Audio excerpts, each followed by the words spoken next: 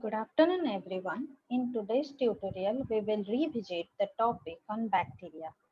So, these are small single-celled organisms and are found almost everywhere on Earth, and these are vital to the planet's ecosystems. Bacteria are the most abundant form of life on the planet. These are omnipresent. Some bacteria can survive in extreme cold climate, while some can survive in extreme hot climate. Some are found in water, some are found on land. Therefore, these are cosmopolitans. That means they can be easily found everywhere. All the conditions favors the growth of one or the other type of bacteria. Bacteria help many animals to digest food, and they are important in the recycling of nutrients in the environment. They are also used in biotechnology applications to produce everything from food to energy to clean water, etc. Bacteria break down our waste, clean up oil spills, produce fuel, make medically important proteins, and much more. Crucially, scientists are now able to modify the DNA within the bacteria, which leading to the new ages of bacteria in the lab and beyond that. So let's know more about bacteria then. We often consider the term bacteria to be associated with some kind of disease causing agent that would make us ill. That is why most often they are considered as the bad bacteria for us. And while it is true that best known prokaryotes tends to be the bacteria that cause human illness, this pathogen represents only a small fraction of prokaryotic species.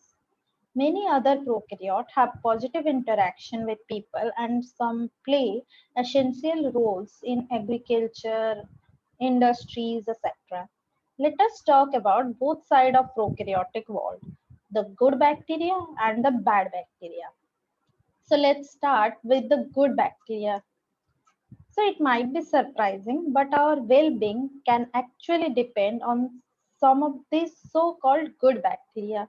For example, our intestine are home to an estimated 500 to 1000 species of bacteria, and the number of bacteria cells outnumber all the human cell in the body by a factor of 10. Many of these species are mutualistic bacteria or commensals. Mutualism refers to the interdependent relationship between two species, where both the species benefit from each other. These bacteria help us in digesting the food that our own intestine cannot break down. Some of them are involved in synthesizing carbohydrates, vitamins, and other nutrients that we require in our daily life. Moreover, they also prevent colonization of pathogenic bacteria. Example of good bacteria in our intestine includes E. coli, lactobacillus species, etc. So here are few examples of our gut flora. So these are the good bacteria which include lactobacillus, E. coli, etc.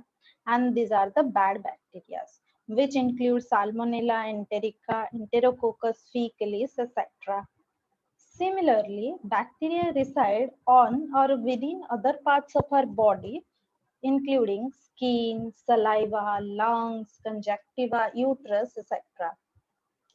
On our skin, species of Staphylococcus and Corynebacterium, among others, resides and they play an important role in preventing colonization of opportunistic pathogenic bacteria by competing for nutrients and the production of toxins and antibiotics.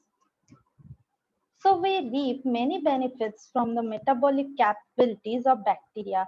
For example, people have long used bacteria to convert milk to cheese and yogurts, etc. Also, bacteria are used in the fermentation process of pickles, veggies, lassis, etc. Also, the bacteria such as geobacteria and Swenella oneidensis are used for the wastewater treatment. In recent years, our greater understanding of prokaryotes has led to an explosion of new application in biotechnology. So the two examples are the use of E. coli in gene cloning and the use of Agrobacterium tumiferiens in producing transgenic plants. So the another way of harness prokaryotes is in bioremediation. So the term bioremediation stands for the process of removal of contaminants, toxins, pollutants, and other chemical agents from the environment, such as water, soil, etc., using microorganisms. Some bacteria have a natural tendency to oxidize environmental waste to derive energy for survival. For example, Pseudomonas aeruginosa can precipitate radioactive materials such as uranium and thorium in groundwater by secreting chelating agents. Further, some bacteria do remediation by converting harmful or toxic compound to less harmful or non-toxic compound, such as dihalococoids convert carcinogenic dichloroethylene to non-toxic ethylene. Whereas some bacteria can be genetically modified to increase their efficiency of utilizing such compounds. So in 1971, Dr. Anand Mohan Chakraborty got fame for the development of an engineered Pseudomonas, which was an oil-eating bacteria. Also, it is known as superbug. This engineered bacteria has 2 to 3 times superior oil consumption potential over the old oil-eating bacteria, so that it can remove oil spilled in sea more quickly than the old bacteria. So other than the good bacteria, there are also bad bacteria present in our body and the surrounding, which are also known to cause disease in human beings. So these are known as the pathogenic bacteria. So the pathogenic bacteria cause disease by secreting toxin in host body called exotoxins and endotoxins. So the exotoxin are secreted by living bacteria in host body. After release, they bind to the host cell and cause death of the host cell, thereby leading to the disease condition in patients. For example, cholera, which is caused by Vibrio cholerae, and the hemolysin exotoxin lysis of blood cell in host bodies, while endotoxin are the lipopolysaccharides of gram-negative bacteria that is released when the bacteria cell dies. For example, typhoid fever caused by the endotoxin by Salmonella typhi. So sometimes non-pathogenic bacteria become pathogenic by transfer of virulence genes from pathogenic bacteria. So this process is known as horizontal gene transfer. Here are many more examples of the bacteria and the disease caused by these bacteria. For example, typhoid is caused by Salmonella typhi, cholera is caused by Vibrio cholerae, tuberculosis is caused by Mycobacterium tuberculosis, tetanus is caused by Clostridium tetani. So then coming to the opportunistic bacteria, so these are the bacteria which are belong to our normal flora that does not infect in a healthy host but can cause severe infection in case of immunocompromised individuals. So for example, E. coli is a natural inhabitant of our gut and behave as a good bacteria until it gets the opportunity to attack the host. This may occur due to an imbalance in the gut normal flora or decreased immunity conferred by the immune suppressive drugs. So just like us, bacteria also needs to divide they and replicate itself in order to produce their daughter cells. So for the replication, it's need DNA copies as well. So E. coli has origin of replication, which is known as ORI on its chromosome. So after the DNA replication, two copies of ORI are formed, that is origin of replication, and each copy of ori moves to either end of the bacteria. Meanwhile, the cell elongates and the plasma membrane is pinched from the center, which lead to the formation of two daughter cells here. So the entire process and the mode of cell division is known as binary fission. As you understand, the daughter cells are formed here and these are genetically identical to the parent cells. So let's know one interesting fact that some prokaryote can divide within 20 minutes. So if they continue to grow in such a rate, then they will outweigh this planet in just 2 days. So now the question arises that if bacteria reproduce by binary fission, where there is no genetic recombination is involved, so how do they develop genetic variants? Like how there are so many bacteria present in our environment. So this can be possible by two ways. Firstly, while these bacteria are dividing so rapidly, and so fast, a lot of error or mutation occur which cause accidental genotypic changes. Bacteria possessing the beneficial mutants hence survive, whereas the other do not survive. Then what is the second way of obtaining genetic variants in prokaryotes? So the second type is the genetic recombination that can be occur by three ways. First is transformation or by transduction or by conjugation. So first is the transformation. This occurs when the bacteria take up foreign DNA from its environment. So there is various way by which transformation can occur. For example, a harmless strain of bacteria such as Streptococcus pneumoniae can transfer into a lethal strain just by taking up DNA of a lethal strain bacteria from the surroundings. So the second one is the transduction and it occurs via bacteriophage. In this bacteriophage carry prokaryotic gene from one bacteria to the another by infecting them. So in the above two method, there is no direct contact between the bacterial cells. But in third type of genetic recombination, that is conjugation, direct contact and transfer of DNA occurs between the cell via a pili-like structure known as conjugation tube. So let's know one by one. So before knowing the genetic recombination, let's talk about the numbers. Since we are talking about rapid divisions and mutation, let's talk how this occurs. So per cell division, there is probability then 1 out of 10 million chances is that mutation will occur in bacteria.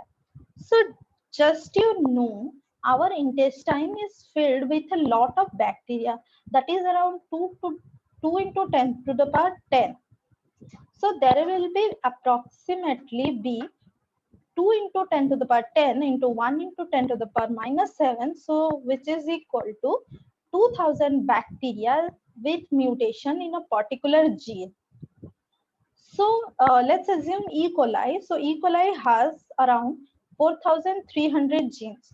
So multiplying mutant of bacteria with number of genes gives us approximately 9 million mutation per day per human host. So that is how mutation give rise to genetic variation in bacteria. Then coming to the first way of transformation. So bacteria cell can uptake foreign DNA from their surrounding, a process which is known as transformation. So transformation can be natural or can be induced artificially. Once the foreign DNA is taken off by the bacterial cell, it can have two possible fates. So the first is it can exist as a plasmid without genomic integration, as shown in this figure. Other one is it can get integrated into the bacterial genome. In the latter, this foreign DNA can be passed on to the daughter cell formed by binary fission, Whereas in this case, there is 50% probability that the daughter cell will inherit this plasmid. But you must be wondering here that why do bacterial cells take up this foreign DNA? What is the need of this? So this is because they want to gain extra functionality. For example, they might gain new DNA that codes for toxins, virulence factors, antibiotic resistance, and the bacterial cell can gain survival advantages due to this. Then now moving to the second one, that is the transduction. So transduction is carried out by a carrier called bacteriophage. But before we get into the transduction, let's recall what is a bacteriophage here. So the bacteriophage is a type of virus that feeds on bacterial cells. So after eating the bacteria, which is referred to as the donor cell, it hijacks the host machinery to replicate and translate the viral genome. Sometimes it also fragments the donor cell's DNA, which can get accidentally packaged into the phage cascade here. When such a bacteriophage containing a fragment of host DNA infect other bacterium, which is known as recipient cell here, so the genetic recombination occur by the use of crossing over. So the recipient DNA receives the host DNA at a particular site. Hence, the new bacterium is formed which have a genotypic different than the host and the recipient bacteria. So this is how the genetic recombination occur by the transduction process. Then coming to the conjugation process. So it is the transfer of DNA between two prokaryotic cells that are temporarily joined. So the two prokaryotic cells are mostly of the same species. So in the bacteria, the DNA transfer is always the one way. One cell donates the DNA and other cell receives it. So the cell which donates is known as donor cell and the cell which receives it is known as recipient cell. So as we can see in this figure, a cell carrying a F plasmid, which is a donor cell or F plus cell, forms a mating bridge with an F minus or the recipient cell. So the F plasmid is a double-stranded circular DNA which only one strand is transferred to the recipient cell. So a break is created here in the double strand that is transferred to the recipient cell, whereas the unbroken strand is used as the template to synthesize a new strand again, shown in here for the light blue color. Meanwhile, the broken end peels off from the donor cell and soon it got incorporated in the recipient cell. It enters the F minus cell and starts synthesizing the complementary strands. So the recipient cell is now become recombinant F plus cells. So bacteria are the master of adaptations. Bacteria are designed so that it can adapt to various type of environment. So these adaptations are maintained throughout and can even be passed to the succeeding generation of bacteria. For example, here, Holobacterium species are the most salt tolerance organism on Earth. Then, Deinococcus radiodurans can survive 3 million units of radiation, which is 3,000 times the doses fatal to the humans. Similarly, Picrophilus can grow at pH of 0.03, which is acidic enough to dissolve any kind of metal. Similarly, Thermococcus are thermophilic bacteria that can grow up to 100 degrees centigrade. So, as you wonder, what enables the prokaryotic to survive in an environment that is too extreme and too harsh for this organism? How do they survive in those environments? So, under stress condition, what prokaryotic do is that they can form endospores that enables them to survive in a dormant state till the harsh condition exists and revive whenever the favorable condition arises. Also, the capsule present in the bacteria allows them to prevent them from the host immune system. In order to address whether prokaryotes can rapidly evolve or it can be evolved in the environmental changes, Vaughan Cooper and Richard Lenski, two scientists, tested the ability of E. coli population to adapt to a new environment. They established 12 populations, each founded by a single cell from an E. coli strain, and followed this population for 20,000 generations, which is over 3,000 days. So to maintain a continual supply of resource, each day the researcher performed a serial transfer. So they transferred 0.1 ml of the solution from each population to a new tube containing 9.9 ml of fresh growth medium.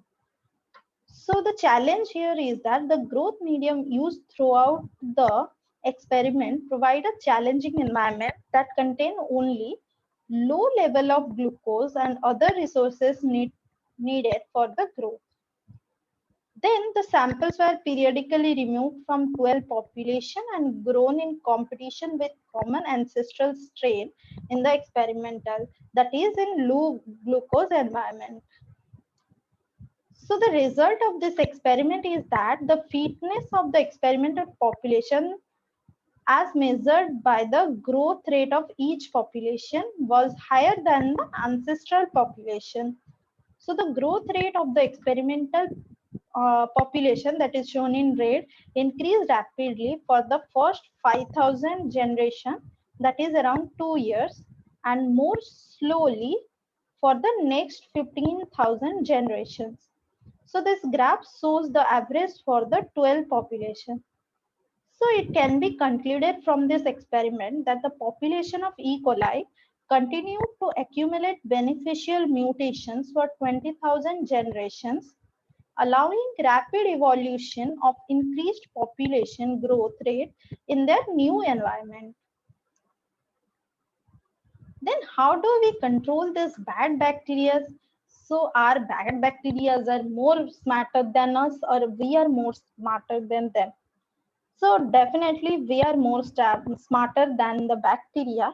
Hence, we have developed two types of chemical agents that can either control bacterial growth or it can kill the bacteria.